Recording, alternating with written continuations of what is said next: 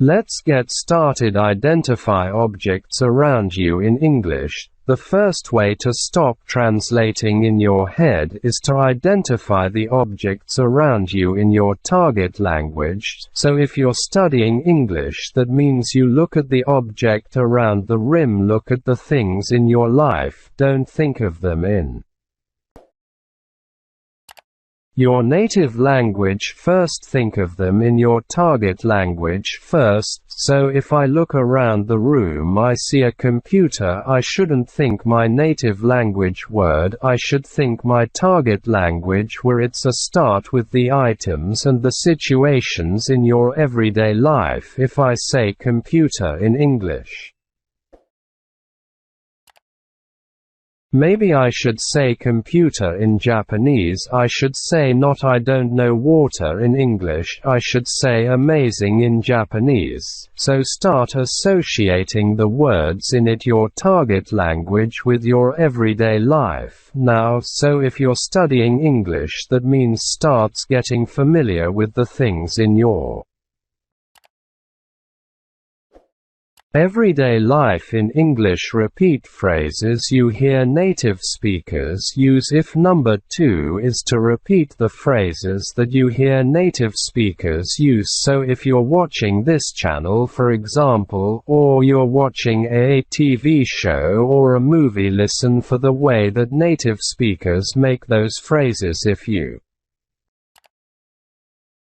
hear a phrase you have never heard before, or you hear an interesting combination of words, try to repeat them yourself. Don't just listen, try to save them yourself. If you're in a public space and it's difficult for you to do that, find practice and a place where you feel more comfortable. Maybe if you have some private space to practice, just repeat them. Get your mouth used to saying the words the way edit the speakers on the native speakers do. So if you never actually say words, if you're only taking in, if you're only listening and you're not actually producing the language, it's kind of hard to practice, and to really hone your pronunciation, to improve your pronunciation. So when you listen to native speakers, try to repeat after them. So for example, if you're studying English, you can try to repeat after this video. You can repeat after the things I'm saying, because maybe I'm using an expression or I'm using a certain series of vocabulary words together the way a native speaker would, and it's maybe a good idea to try to practice the ways that native speakers put their words together. So try to repeat after native speakers, especially when you're looking at media, and you can